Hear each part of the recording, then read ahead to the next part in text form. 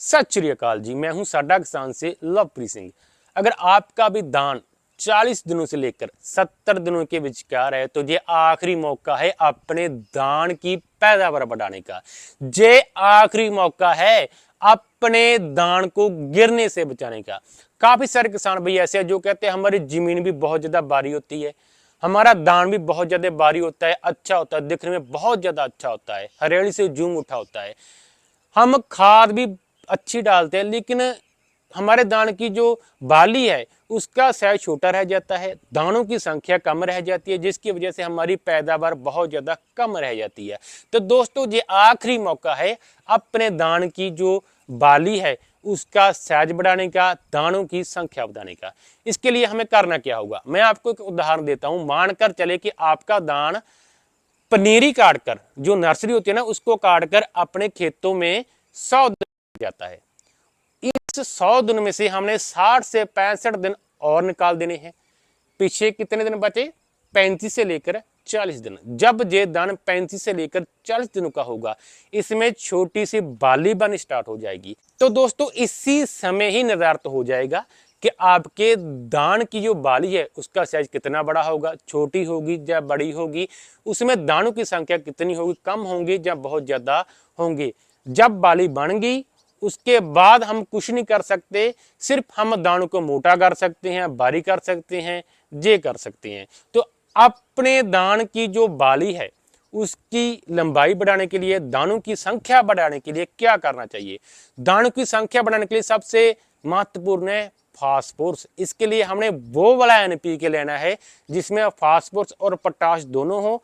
Phosphorus की मात्रा ज्यादा हो, जैसे कि 04932 है, जिसमें 49% होती है फास्फोरस और 32% होती है पोटाश। वो क्या करेगा इस समय? जो फास्फोरस है शुरू में अगर हम डालते हैं तो वो हमारे दान की जो जड़ें उसका विकास कराता है। दिखने में जो हमारा दान अच्छा लगता है ना, बारी लगता है, वो फास्फोरस की देन है। इसी समय जब बाली बन रही हो, अगर उस समय हम फास्फोरस देते हैं तो वो अपनी बाली का साइज बढ़ाने में बहुत हेल्प करता है। अगर फास्फोरस की कमी आती है तो बाली का साइज छोटा रह जाता है। अगर इस समय हम फास्फोरस देंगे तो बाली का साइज भी बढ़ेगा, उसमें दानों की संख्या भी बढ़ेगी। प्लस जैसे ही हम जे वाला एनपीके करेंगे 04932, जे ग्रोथ रेगुलेटर का काम भी करेगा। एकदम से आपके दान की हाइट रुक जाएगी, जो उसकी शाखा होती है ना, जो कल्ले होते हैं, वो मोटे होना शुरू हो जाएंगे, मजबूत हो जाएंगे, जिसकी वजह से वो गिरेगा भी नहीं। प्लस जो फास्फोरस के साथ पोटाश होती है, पोटाश का इस समय क्या रोल होगा? ये वो वाला समय है जब हमारे दान में फंगस का अटैक भी होता है, बैक्टीरियल बीमारियों का अटैक भी होता है। इसके अलावा हमारा दान थोड़ा स्ट्रेस में भी आ जाता है। कहीं तो बहुत ज़्यादा बारिश हो जाती है, कहीं पर हमें से पानी ही लग पाता है, सूखा लग जाता है, जहाँ फिर गर्मी ज़्यादा पड़ने लगती है। तो इन सब से बचाएगा कौन?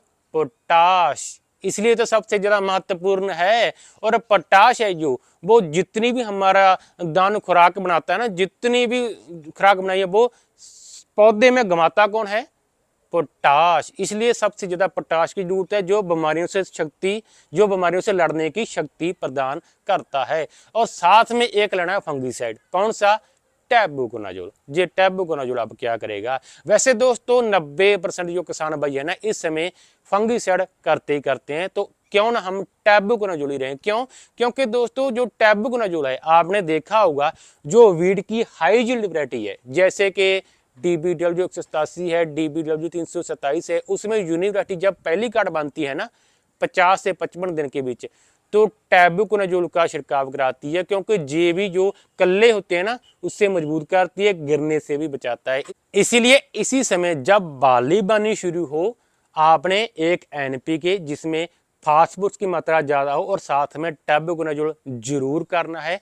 करने के बाद आपने मुझे बताना कि आपको रिजल्ट कैसा, बाली का साइज बढ़ा के नहीं, आपकी पैदावार बढ़ी के नहीं, और आपके दान की ग्रोथ एकदम से उस समय रुकी के नहीं, क्योंकि इतने सारे काम करेगी ये दबा। अब दे इजाजत, धन्यवाद दोस्तों।